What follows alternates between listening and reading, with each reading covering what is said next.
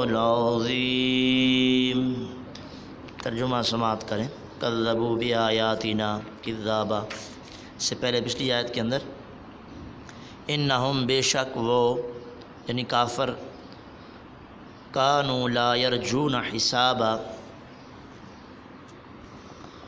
کسی بھی حساب کی امید نہیں رکھتے ہیں، لا یرجون امید نہیں رکھتے، حسابا حساب کی یعنی حساب و کتاب کی، یقین تو بڑی دور کی بات ہے، اس پہ عقیدہ بھی بڑی دور کی بات ہے، امید بھی نہیں رکھتے۔ وَكَذَّبُوا بِآيَاتِنَا، انہوں نے ہماری آیتوں کو جھٹلایا، ہماری آیتوں کو جھٹلانے سے کیا مراد ہوتا ہے؟ ماننا ہی نہیں ہے آیتوں کو۔ کذابا پوری طرح سے تکذیب کی، پوری طرح سے جھٹلایا۔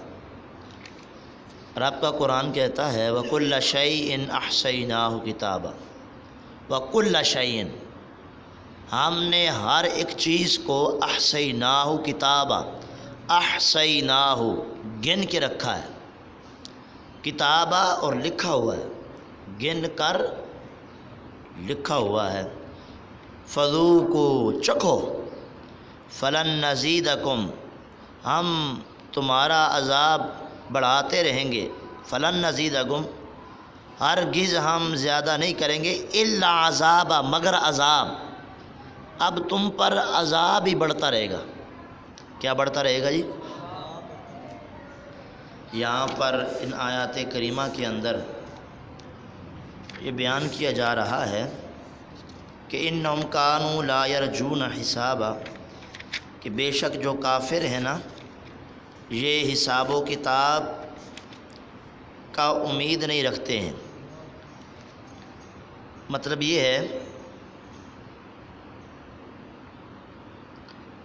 کہ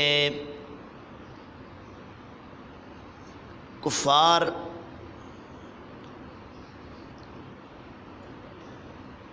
بروز محشر آخرت والے دن جو بندے کے دل میں خوف ہوتا ہے، ہر ایک کے دل میں ڈر ہوتا ہے کہ اس دن حساب کتاب ہوگا، وہ اس کو مانتے ہی نہیں تھے، نہ ڈرتے تھے نہ اس پر یقین رکھتے تھے، نہ امید رکھتے تھے، بلکہ بے دھڑک بے جھجک، کو خوف نہیں، کو ڈر نہیں، بے دھڑک فحاشی برائی کے کام کرتے تھے، اور کفر و شرک بتوں کی پوجا، اور اس کے علاوہ نبی پاک صلی اللہ علیہ وسلم کی شان میں گستاخیاں بھی کرتے تھے۔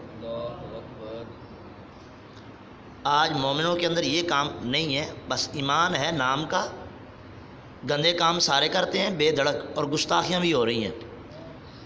پھر کرم ہمارے اوپر حضور کی وجہ سے ہے کہ ہم بچے ہوئے ہیں، ورنہ کام اس معاشرے میں ایسا کوئی نہیں ہے، یہ بالکل آپ کو پتہ ہے۔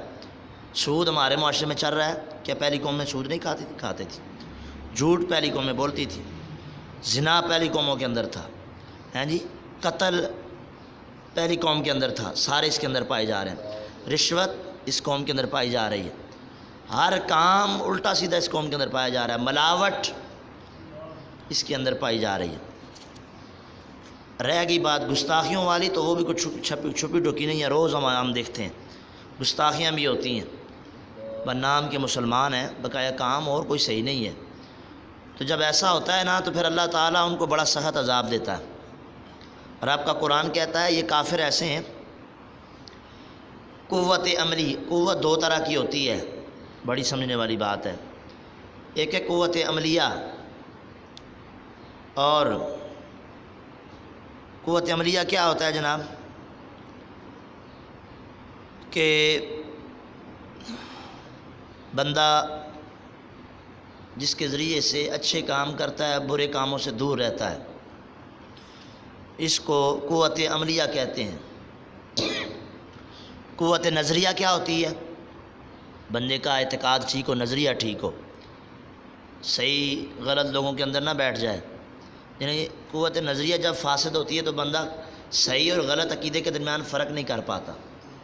جیسا لبرل ہے، ان کی قوت نظریہ فاسد ہے، لبرل لوگوں کی، کہ غلط لوگوں کے پاس بھی بیٹھتے ہیں سیکھتے ہیں سارے ٹھیک ہیں. ہاں جی. تو یہ لبرل لوگوں کا عقیدہ ہے.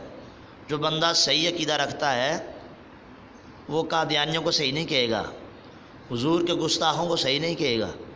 ہیں جی. قرآن کو مخلوق کہنے والا اس کو صحیح نہیں کہے گا، بلکہ اس سے دور رہے گا. اس طرح جو قیامت کے منکر ہیں، موت کے بعد اٹھائے جانے کے منکر ہیں، حساب و جزا کے منکر ہیں، ان سے دور رہے گا. جس کا قوت نظری درست ہوگا. تو قوت دو طرح کی ہوتی ہے، قوت عملی، ایک قوت نظری. قوت عملی یہ ہوتی ہے کہ بندہ صحیح رستے کو اختیار کرتا ہے، اچھے عملوں کو والے رستے کو اختیار کرتا ہے، برے عمل کو ہٹا دیتا ہے. یہ قوت نظری ہے. جب یہ فاسد ہو جاتی ہے تو بندہ الٹے کاموں میں پڑ جاتا ہے. اور اس طرح قوت نظری ہے، قوت عملی، یہ قوت نظری. بندہ کفر و شرک کے درمیان، غلط اور صحیح عقیدے کے درمیان فرق نہیں کر پاتا، جدھر منہ اٹھا کے چل پڑتا ہے. تو یہ قوت نظری ہے جو کافروں نے دونوں ہی برباد کر دی تھی. قوت نظری تو ان کی پہلے ہی برباد ہوئی تھی. عمل طور پر تو وہ پہلے ہی خراب تھے. ٹھیک ہے. اب آگے قوت نظری بھی خراب ہو گئی، یعنی وہ بھی خراب کی کہ وہ بھی نہ نبی کو مانتے ہیں، نہ قرآن کو مانتے ہیں، نہ حساب کو مانتے ہیں، نہ روزے جزا کو مانتے ہیں، بالکل منکر ہو گئے. ٹھیک ہے. تو انہوں نے فرمایا اس طرح دونوں قوتوں کو ختم کر دیا. اب آگے رب کا قرآن کہتا ہے وَكَذَّبُوا بِآيَاتِنَا كِذَّابًا، انہوں نے ہماری آیتوں کو جھٹلایا. ہماری آیتوں کو وہ اسی طرح قوت نظری کے ساتھ بھی، قوت عملی کے ساتھ بھی. عمل کے ذریعے سے بھی آیتوں کا انکار کر دیا، نظریے کے اعتبار سے بھی قرآن کا، حدیث کا، نبی پاک کی نبوت کا انکار کر دیا. سمپل بات یہی ہے. آگے دیکھیں قوت نظری جو ہوتی ہے نا جناب، یہ وہ قوت ہے جس کے ذریعے سے بندہ غور و فکر کرتا ہے. کیا کرتا ہے؟ بڑی پیاری بات ہے، علمی بات ہے، سمجھنے والی. قوت نظری کے ذریعے بندہ غور و فکر کرتا ہے، غلط اور صحیح کے درمیان فرق کرتا ہے، شرک اور توحید کے درمیان فرق کرتا ہے، کفر و ایمان میں فرق کرتا ہے، غلط فکروں اور غلط عقائد کو چھوڑ دیتا ہے. یہ قوت نظری کا کمال ہے. اور قوت عملی کیا ہوتی ہے؟ اس سے بندہ برے کاموں کو چھوڑتا ہے، اچھے کاموں کو اختیار کرتا ہے. یہ تہذیب نفس ہے، تہذیب ہے بندے کی. اور اپنی اصلاح کرنے کے بعد اپنے ماتحتوں کی اصلاح کرتا ہے. پھر جو اس کے زیر کفالت لوگ ہوتے ہیں، جیسا کہ گھر میں لوگ ہوتے ہیں، ان کی اصلاح کرتا ہے. پھر اس کو تدبیر منزل کہتے ہیں. پھر جب بندہ آگے بڑھتا ہے، رکتا نہیں، اپنے اور اپنے گھر والوں کی اصلاح کے بعد اپنے علاقے کی، اپنے شہر کی، اپنے ملک کی اصلاح کرتا ہے. یہ 3 شعبے ہیں قوت کے. ٹھیک ہے. یہ ایسے 3 شعبے ہیں جو تینوں کافروں نے ختم کر دیے. اور ان تینوں شعبوں کا ثبوت قرآن سے ملتا ہے. میں تینوں آیتیں پڑھتا ہوں. سورہ تحریم آیت نمبر 6، یا ایھا الذین آمنوا قوا انفسکم واہلیکم نارا، اے ایمان والو اپنے آپ کو اور اپنے گھر والوں کو جہنم کی آگ سے بچاؤ. تو یہ اصلاح ہوئی اپنی. کیا ہوئی؟ اپنے گھر والوں کی. اس کے بعد دوسری آیت، کنتم خیر امۃ اخرجت للناس تأمرون بالمعروف وتنہون عن المنکر وتؤمنون باللہ. یہ دوسرا سٹیپ ہے کہ جب وہ اپنی اصلاح کرتا ہے تو پھر اپنے محلے کے لوگوں کی اصلاح کرتا ہے، علاقے کے لوگوں کی اصلاح کرتا ہے.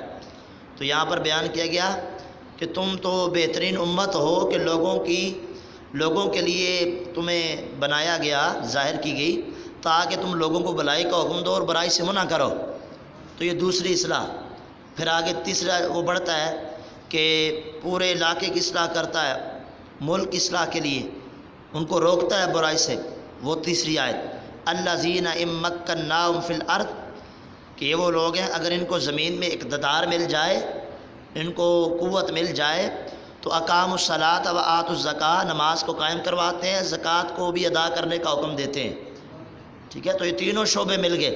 پہلے اپنی اصلاح، پھر گھر والوں کی اصلاح، پھر علاقے اور ملک والوں کی اصلاح، شہر کی اصلاح. یہ تینوں شعبے قرآن کے اندر ملتے ہیں. لہٰذا یہ تینوں باتیں کافروں نے ختم کر دیں، برباد کر دیں. جب برباد کر دیں تو اللہ نے بھی ان کو اٹھا کے جہنم میں پھینک دیا. رب تعالیٰ نے قرآن میں فرمایا وَكُلَّ شَيْءٍ أَحْصَيْنَاهُ كِتَابًا، تم کیا سمجھتے ہو کہ تم جو مرضی کرتے رہو گے؟ یہ تمہاری ہم نے ہر بات کو گن گن کے لکھا ہوا ہے، گن گن کے لوح محفوظ کے اندر علم ازلی سے جانتے ہوئے، جو اللہ نے ازل سے جان لیا ابد تک، اس کو جانتے ہوئے رب نے لکھ لیا ہے، ٹھیک ہے، فرشتوں کے ذریعے سے لوح محفوظ کے اندر محفوظ ہو گیا ہے۔ لہٰذا تم شرک کرتے ہو، کفر کرتے ہو، بروز معاشر کیا ہوگا؟ رب کہے گا تم نے میری نافرمانی کی، فذوقوا، اب چکھو، اب کیا چکھو؟ آخر میں عذاب چکھو کہ فلن نزیدکم الا عذابا، ہم اگر اب تم پر کوئی اضافہ کریں گے تو عذاب کا اضافہ کریں گے، اب تمہیں بڑھتا ہوا عذاب ہی ملے گا اور کچھ بھی نہیں ملے گا سوائے عذاب کے۔ تو یہ ان آیتوں کے اندر، اور یہ وہ آیت ہے یقین کارو جو کافروں کے منہ پر تمانچہ تھا، اتنا شدید تمانچہ تھا کہ اس سے پہلے ان کے منہ پر اتنا شدید تمانچہ نہیں لگا ہوگا۔ یہ والی جو آیت ہے، دیکھو نا، ایسا کسی بندے کو کہا ہوں تو تینوں ہی کچھ ملنا ہے، تینوں رسوائی ملنی ہے، تو اس کو کتنا لگے گا، کیسا برا لگے گا۔ اور ان کو قرآن، اور وہ بھی جانتے تھے کہ قرآن اگرچہ ایمان نہیں لاتے تھے لیکن بیچ میں وہ بھی جانتے تھے کہ سچا ہے۔ یہ جو ہوتا ہے نا، نبی کہتے ہیں سچ ہوتا ہے، بڑے بڑے ان کے سردار بھی یہ عقیدہ رکھتے تھے، اگرچہ مانتے نہیں تھے لیکن دل میں ان کے بھی یہ بات کھٹکتی تھی کہ ان کا نبی جو کہتا ہے وہ سچ ہو کے رہتا ہے۔ وہ کیا ہو کے رہتا ہے جی؟ عبداللہ بن عمر رضی اللہ تعالیٰ عنہ بیان کرتے ہیں، عمر رضی اللہ تعالیٰ عنہ، کہ دوستیوں کے اوپر اس سے زیادہ شدید عذاب کی اور کوئی آیت نازل نہیں ہوئی جو یہ والی فذوقوا فلن نزیدکم الا عذاب، کہ چکھو اب تم پر عذاب کو اضافہ بڑھایا جائے گا۔ اب اللہ رب العزت کا کلام کا ایک اسلوب ہے کہ جب اللہ دوستیوں کو بیان کرتا ہے تو پھر آگے جنتیوں کو بھی بیان کرتا ہے، کافروں کی عذاب کو بیان کرتا ہے تو پھر ساتھ ہی مومنوں کا بھی تذکرہ کرتا ہے، ایک چیز کی دوسری ضد کو بھی اللہ بیان کرتا ہے۔ تو اس سے پہلے کافروں کا، جہنمیوں کا بیان کیا، قیامت کا۔ اب اگلی آیتیں جو چل رہی ہیں نا، 3-4 بلکہ آخر تک، یہاں پر اللہ نے جنت اور جنت والوں کا ذکر فرمایا۔ اگر آپ نے فرمایا ان للمتقین، بے شک پرہیزگاروں کے لیے مفازہ، کامیابی ہے۔ کیا ہے؟ حدائق و اعنابا، حدائق کہتے ہیں باغات کو، و اعنابا، آناب انب سے نکلا ہے جس کو کہتے ہیں انگور، آناب کہتے ہیں انگوروں کی بلیں جس کے ساتھ انگور لگے ہوں، تو جنت کی بیلیں، پھر ان کے ساتھ انگور، وہ کیسا میوہ جات ہوں گے۔ تو فرمایا ہم نے تو پرہیزگاروں کے لیے باغات اور انگور کی بیلیں بنائی ہیں۔ ان کے لیے کیا ہیں جی؟ انگور کی بیلیں ہیں۔ وَكَوَاعِبَ تَرَابًا، کوائب کہتے ہیں نوجوان دوشیزہ عورتیں، خوب نوجوان، اترابا، جو ان کی ہم عمر بیویاں ہوں گی، ان کی ہم عمر، یہ سارا متقین کے لیے۔ وَكَأْسًا دِهَاقًا، آج پیاس کو برداشت کرتے ہیں، پرہیزگاری اختیار کرتے ہیں، تو ماشاء اللہ نے فرمایا وَكَأْسًا، جام ہوں گے۔ کیا ہوں گے؟ کأسن کہتے ہیں پیالے کو، جام ہوں گے، دِهَاقًا، چھلکتے ہوئے۔ کیسے؟ سب بولیں۔ لا يسمعون فیہا، اس کے اندر 2 تفسیریں ہیں۔ لا يسمعون فیہا، اس جنت میں وہ لغو بات نہیں سنیں گے۔ لغو بات 2 طرح کی، شراب پیتے ہیں دنیا کے اندر جو بندہ، جس کو ام الخبائث، تمام فتنوں کی جڑ کہا گیا، برائیوں کی ماں، بندہ پیتا ہے تو کیا ہوتا ہے؟ عقل سلامت نہیں رہتی، گالیاں، بکواس، غلط کام کرتا ہے۔ لیکن فرمایا جو جنت کی شراب ہوگی نا، جب وہ پیے گا تو وہ اس میں لغو بات نہیں سنے گا کہ اس میں نشہ ہوتا ہے، اس میں عقل زائل ہو جاتی ہے، اس میں الٹے سیدھے کام ہوتے ہیں، نہ، لا يسمعون فیہا لغوا، اس میں لغو بات ہے۔ ایک یہ تفسیر۔ دوسری تفسیر یہ ہے کہ وہ جنت کے اندر کوئی فضول بات ہے۔ فضول بات کیا؟ کہ اللہ کی بیٹیاں ہیں معاذ اللہ، یا فرشتے اس کی بیٹیاں ہیں، ٹھیک ہے، قرآن کے منکر، دوزخ کے منکر، ایسا معاملہ جنت کے اندر ہے۔ وہاں ہوگا تو توحید ہی توحید ہوگی، وہاں ہوگا تو اللہ کی نعمتیں ہی نعمتیں ہوں گی، اللہ کے سارے نیک لوگ ہوں گے۔ اور فرمایا ولا کذابا، اور نہ ہی ایک دوسرے کی تکذیب۔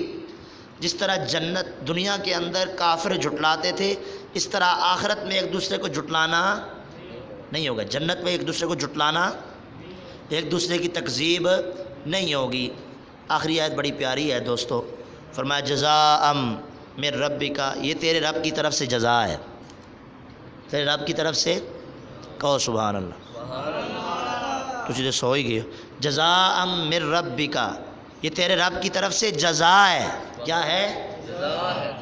عطاء حسابا، رب کی طرف سے جزا ہے اور نہایت کافی، حسابا نہایت ہی عطا ہے. کیا ہے؟ آخری بات جزا عطا سمجھیے گا. جزا ہوتا ہے اگر کوئی بندہ عمل کرے نا تو اس کے بدلے میں جو اسے دیا جاتا ہے اسے جزا کہتے ہیں. اسے کیا کہتے ہیں؟ اسی سمجھتے ہیں شاید جزا عطا ایک ہی چیز ہے، ایسا نہیں ہے. کسی عمل کے بدلے میں جو بندے کو دیا جاتا ہے وہ جزا ہے. وہ کیا ہے؟ مزدور کوئی مزدوری کرتا ہے تو اس کو بدلے میں 1000 روپیہ دیا جاتا ہے، یہ اس کی کیا ہے؟ ایک تو دنیاوی مثال، اور دنیاوی مثال یہ آپ لے لیں عطا کسے کہتے ہیں کہ جو اگر کسی نے کسی کو کچھ دیا ہے نا تو اس کا عمل کا بدلہ نہیں ہے بلکہ بغیر عمل کے اس پر لطف و کرم کرتے ہوئے اسے عطا کر دی. جیسے غریب بندہ ہے، مزدوری نہیں کر سکتا، تو اب مزدوری کے عوض تو ہم نے اس کو نہیں دیا، ہم نے اس کو ویسے دے دیا ہے، اس پر کرم کرتے ہوئے، اس پر مہربانی کرتے ہوئے. جو اسے دے دیا اسے عطا کہتے ہیں. اسے کیا کہتے ہیں؟ اب رب کی جزا اور عطا. سوال پیدا ہوا کہ وہ اپنی رب جزاء من ربی کا فرمایا، یہ جو سارا کچھ جنت کی نعمتیں ہیں، یہ سارا کچھ انگوروں کی بیلیں ہیں، جنتی حوریں ہیں، شراب طہور ہے، یہ سارا کچھ جو دے گا، پہلے رب کہتا ہے جزاء من ربی کا، یہ تیرے رب کی طرف سے جزا ہے. جزا تو وہ ہوتی ہے جو کسی عمل کے بدلے میں دی جائے. پھر آگے رب کہتا ہے عطاء حسابا، پھر آگے رب کہتا ہے جی عطا ہے بغیر عمل کے دی. پہلے کہتا ہے عمل کے بدلے دی، پھر آگے کہا بغیر عمل کے دی. مولا معاملہ کیا ہے؟ باتیں تو ٹکرا گئی ہیں ایک دوسرے کے ساتھ. تو اللہ کے بڑے پیارے بندوں نے اس کا جواب بھی دے دیا ہے جی. کہا پریشان ہونے کی بات نہیں ہے، بلکہ معاملہ یہ ہے کہ اگر ہم نے کسی کو کچھ عطا کیا ہے نا، عطا کیا ہے تو اس کے عمل کے بدلے میں نہیں دیا، بلکہ حقیقت تو یہ ہے کہ بندے کو جو بھی اجر و ثواب کے جو بندے مستحق ہوتے ہیں وہ اپنے نیک عملوں کی وجہ سے نہیں ہوتے، اپنے نیک عملوں کی وجہ سے نہیں ہوتے، بلکہ وہ اس وجہ سے اجر و ثواب کے مستحق ہوتے ہیں کہ اللہ تعالیٰ نے ان سے اجر و ثواب کا وعدہ فرمایا ہوا ہے. اجر و ثواب کا کیا کیا ہے جی؟ وعدہ فرمایا ہوا ہے، اور اللہ اپنے وعدے کے خلاف. لہٰذا تم یہ نہ سمجھنا کہ جو مجھے جنت ملی ہے یہ مجھے اپنے عملوں کی بدل ملی ہے، بلکہ تو اس نے تو یہ وعدہ کیا کہ مومن جو بندے ہیں، نیک لوگ ہیں، ان کو میں جنت عطا کروں گا. ان کو کیا کروں گا؟ جنت عطا کروں گا. لہٰذا اللہ نے یہ جو بندوں کے ساتھ وعدہ کر کے انہیں جنت دیا، یہ بھی اس کی عطا ہے. یہ اس کی کیا ہے؟ یہ جو جزا مل رہی ہے حقیقت میں جزا نہیں بلکہ حقیقت میں کیا ہے؟ اس کی عطا ہے کہ وہ اپنے بندوں کو اتنے ناقص عملوں کے بدلے میں جنت دے رہا ہے. تو یہ نہ سمجھنا کہ ہم اپنے عملوں کی وجہ سے، وہ کہا نا کہ نیک بندہ ایک بندے کو لایا جائے گا تو کہے گا، اس کو کہا اس کو جنت میں داخل کر دو، میری رحمت کی وجہ سے اس کو. کہ اگر رحمت، اب بھی رحمت، ساری زندگی تو میں نے نیک عمل کیے تھے، میں رحمت نہیں، میں اپنے نیک عملوں کی وجہ سے جنت میں جاؤں گا. تو رب کہے گا فرشتوں اس کو روک لو، پیچھے کرو، اس کو لاؤ، اس کو دوبارہ میری بارگاہ. ایک آنکھ کی پتری نکال کے کہا اس کو ایک پلڑے میں رکھو اور سارے عمل اس کے ایک پلڑے میں رکھو. تو جو اللہ کی ایک نعمت ہوگی نا، فرمایا وہ سارے اس کے عملوں پر بھاری ہو جائے گی. تو اب حکم ہو گیا فرشتوں، اب اس کو میرے عدل کے ساتھ دوزخ میں ڈال دو. عدل کے ساتھ، کس کے ساتھ کر دو؟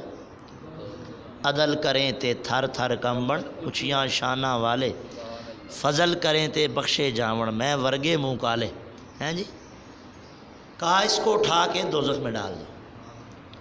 پھر روئے گا مولا نہیں میں نے تو کچھ بھی نہیں کیا, مجھے اپنی رحمت ہی عطا کر دے, مجھے اپنی عطا ہی کر دے.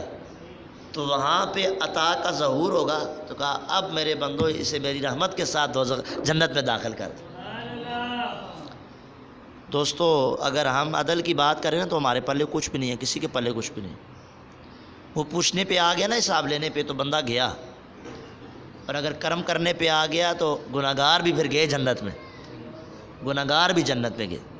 اور اگر حساب لینے پہ آ گیا نا تو کوئی بھی اس کی نعمتوں کا حساب, ایک یہ آنکھ کی جو پتلی ہے نا ہم اس کا حساب نہیں دے پائیں گے. جو ہم اتنی نعمتیں کھاتے ہیں نا اس کا ہم حساب نہیں دے پائیں گے. یہ آنکھ کی نعمت اس بندے سے پوچھو اس کی آنکھیں نہیں ہیں, وہ آپ کو بتائے گا بھائی آنکھوں کی کتنی قدر ہے. تو ذرا سا ہماری وہ آنکھوں نہ ہونا تو بڑی دور کی بات ہے. ہماری آنکھ میں مچھر پڑ جائے نا, مچھر پڑ جائے تو ہمیں وہ تکلیف ہوتی ہے نا تھوڑی سی دیر کے لیے, تو کتنی جو ہے وہ سکونی سی محسوس ہوتی ہے, تکلف رہتا ہے, چین نہیں آتا, آنکھیں مر رہی ہیں, درد ہو رہا ہے, تو بڑا عجیب سا محسوس ہوتا ہے. تو وہ بندہ جس کی آنکھ ہی نہیں ہے یا آنکھ میں نظر ہی نہیں ہے اس پر کیا گزرتی ہوگی. تو اللہ نے آنکھیں دی ہیں تو اس کا حساب بھی ہوگا. ان آنکھوں کو تو فرمایا نیک کاموں میں اس کو استعمال کرتا, تو نے اس کو بے حیائی میں استعمال کیا, فلمیں دیکھنے میں سارا وقت گزار دیے, موسیقی سننے میں آنکھوں کی قوت کو صرف کر دیا. میں نے تو یہ اس لیے بنائے تھے کہ ان کانوں سے تو میری صدا سنے, میری حمد سنے, قرآن کی تلاوت سنے, نبی پاک کی نعت سنے, اللہ کی صحبت میں بیٹھ کر اچھی اچھی باتیں سنتا, بجائے اس کے کہ تو نے اس کو غلط کاموں کے اندر صرف کیا ہے. تو یہ سارے اگر اللہ نے نعمتیں دی ہیں تو اس کا جواب بھی ہوگا, اس کا پوچھا بھی جانا ہے. قرآن کے اندر ہے نا